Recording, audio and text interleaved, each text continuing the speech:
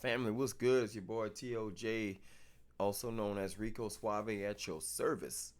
And I came across a video sometime today. Actually, it's a video, some Charlemagne the God shit. You know, Charlemagne was doing his thing on the Breakfast Club, and he interviewed this comedian named Little Duval, and it's got, I guess, Shea Butter Twitter, Gay Black Twitter, Black Lives Matter, Trans Lives Matter, all that shit.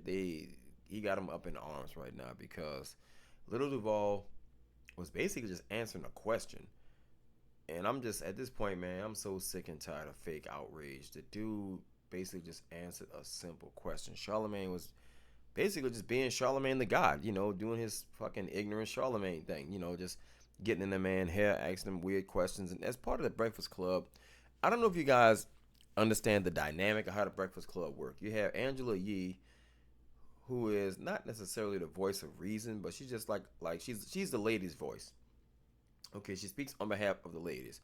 Then you have Envy, who is more of like a referee. He's like a football player. He's like a quarterback. He'll throw, this. He'll throw some questions that way. And Charlemagne is basically he's an agitator. It's his job to get under people's skin. That's his niche. His shtick.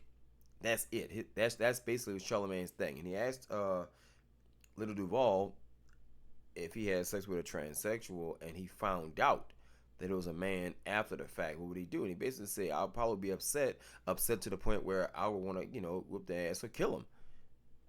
And then oh my God, it ignited with a bunch of fake outrage. Transgender people attack Charlemagne because Charlemagne has a little more juice, basically, than Little Duval. This man, I think Breakfast Club got a listener or viewership of like 7 million people, I think, if that. I mean, maybe a little smaller than that. But the point I'm making is this man just released a book. He's on the number one, I guess, morning show right now. Hip hop urban. He has the ear of the young community, and right now, the transgender community, really all the snowflakes on the left, have a big issue with getting triggered by the simplest shit. You know, there's a guy who I subscribe to, Walter Lee Hampton. He did a video and it came out this morning, and he basically said the exact same thing I said, that gay people basically, and this is a gay man by the way, in Atlanta, and he was basically saying that gay people as a whole, not just the transgender, but gay people as a whole really need to get out their feelings. At the end of the day, not everyone is going to co-sign your lifestyle, whether you chose it or you was born that way. And the way Walter put it, I was like, that's basically how I feel about it. At the end of the day, there's guys who want, they like that stuff. They want, some kind of exotic sexual experience, and they'll go get them a transsexual. But if you're one of these straight guys in a club and you don't know, then you just don't know. The transsexual, because you are in transition, so to speak, you kind of owe it to the guy to give him the choice to say no.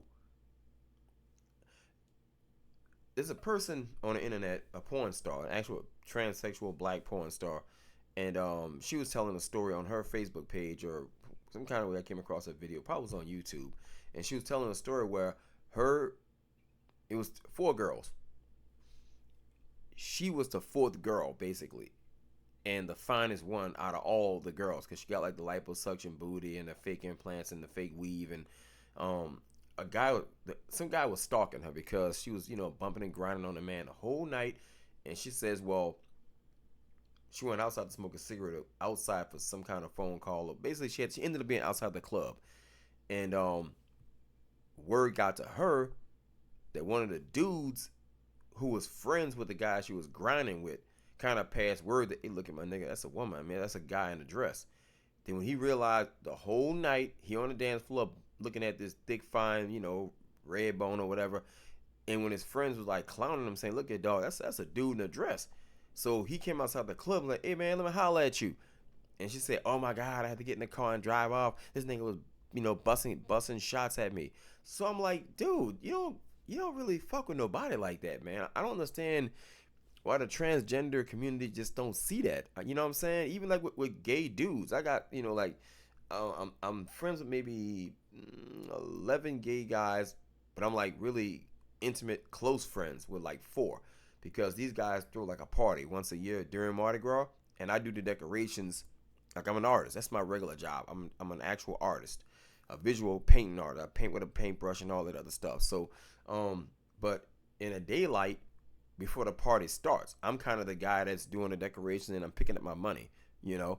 And we would have like basic conversations. And these guys more or less function as black men who just happen to be gay, as opposed to gay guys who happen to be black. You know what I'm saying? So these guys function almost like they're straight, but they have partners or what have you. But these guys have an issue with transgender people and like feminine guys. But I mean, in their own little community, there's like like a little secret civil war going on or what have you. But nevertheless, there was a TV show a while ago.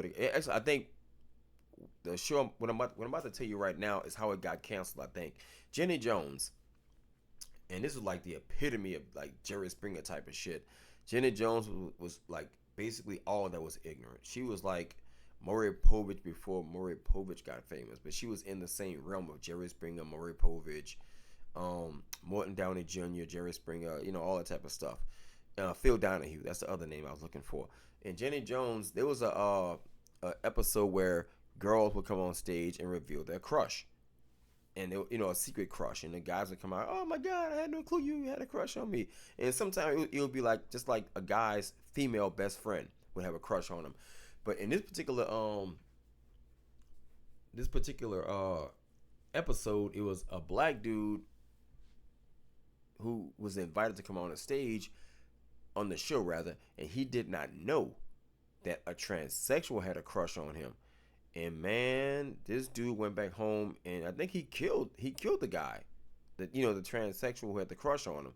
And some kind of way the show got sued or they got canceled. But like all these buzzwords, man, like homophobic and transphobic. Just because somebody doesn't co-sign your lifestyle does not mean that we don't.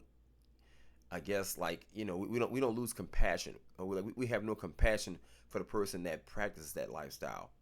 You can definitely, there's people right now who have prostitutes in their family, and these prostitutes have chosen to be prostitutes, to be strippers, and this certain lifestyles that society, I'm not gonna say frown upon, but there's a red light district for a reason. Let's just say that, and the red light districts in every city cater to those who want something on the exotic side, whatever that means.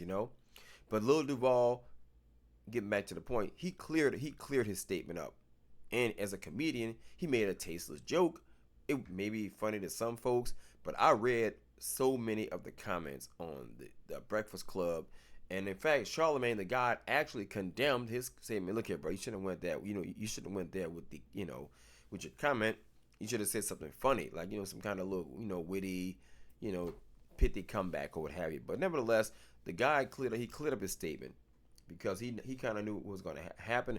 And I'm gonna tell you right now, Monday right now? It's Monday night. I guarantee you by Friday they'll be on some other shit. The media attention span and the consumer attention span is too short right now. Donald Trump, the House of Trump, that's gonna be headline news Friday. Watch. This is gonna be a misnomer by Wednesday. Right now it's Monday night, so I would say tomorrow's Tuesday. Yeah, Wednesday. This will be some other shit event. I don't know. Future might go buy a kangaroo or some shit because he got nothing better to do with himself. But nevertheless, you'll see some dumb shit on the news on a Breakfast Club, and this will be some bygones. But nevertheless, those are my thoughts, man. Anyway, hit like, share, subscribe, and hit the alert button, because I have like 945 subscribers, and I don't think all you guys actually hit the alert button on the YouTube page when you actually subscribe. But I'm looking forward to hearing your thoughts. I'm not a gay basher. It's just that I'm tired. You already see my eyes. I wish I can see my face right now. I'm fucking wore out. With all this just fake outrage, man. My God, you can't be triggered by every joke. I mean, at the end of the day, I do stand-up comedy, and the one thing, I don't even touch gay jokes because I don't want the trouble. I mean, I'm sure there's some comedians who want the controversy, but I don't really want the trouble at all. And when I do my stand-up, comedy at like amateur night or whatever, I just stick with regular shit that I know, safe stuff. But anyway, yeah, I look forward to hearing you guys' comments, bro. Those are just my thoughts and opinions. Anyway, until next time, take care of yourself, guys.